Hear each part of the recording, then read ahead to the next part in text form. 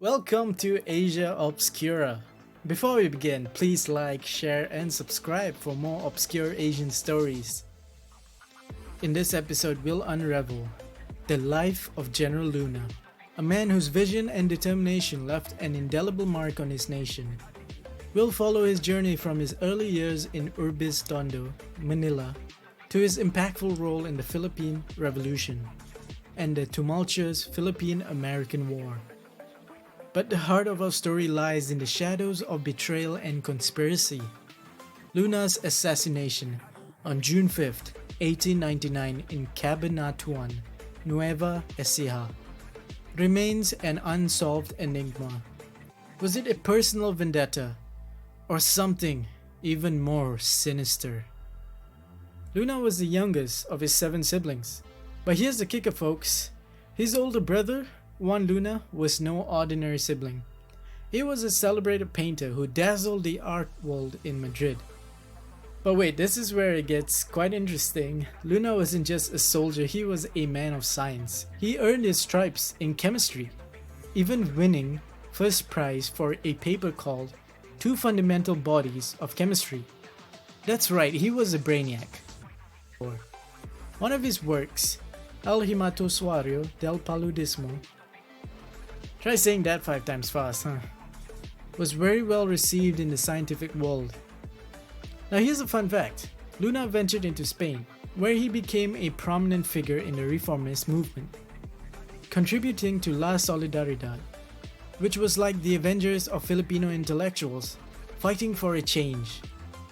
Oh, and by the way, did you know that this movement's newspaper was printed in Barcelona?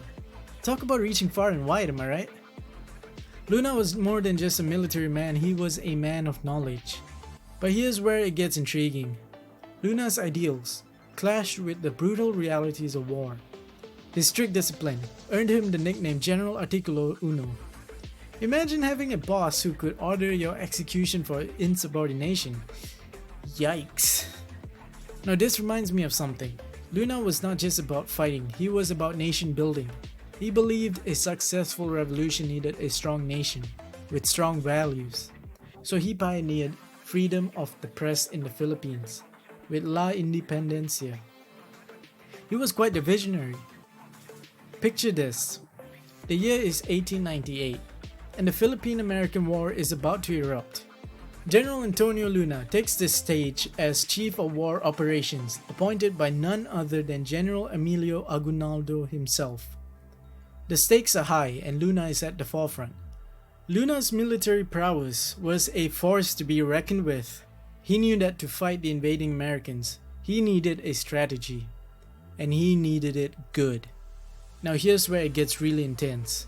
Luna was gearing up to wage guerrilla warfare against the Americans.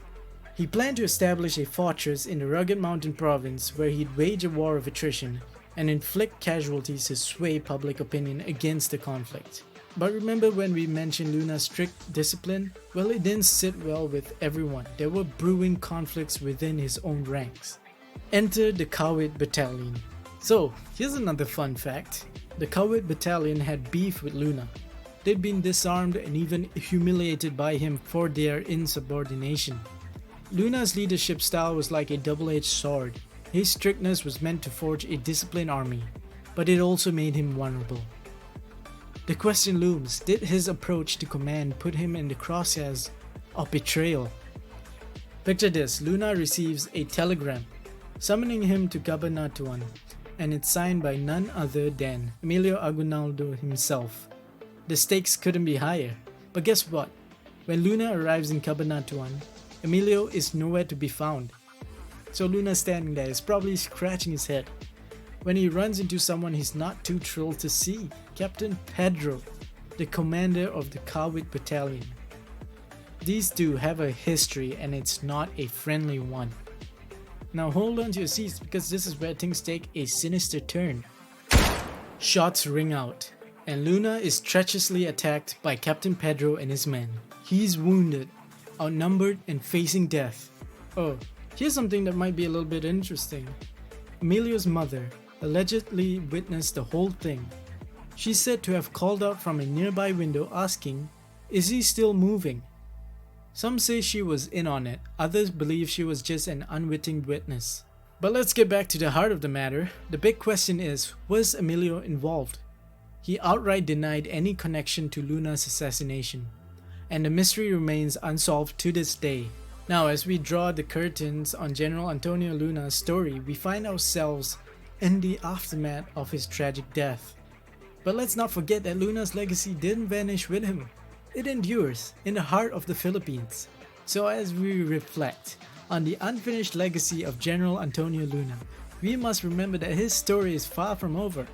The echoes of his life and death still remain through the Philippines to this day, reminding us of the high stakes of courage, leadership, and the pursuit of justice. Thank you for tuning in to Asia Obscura. Don't forget to like, share, and subscribe. The links are in the description below. Until next time, stay curious, stay passionate, and stay tuned.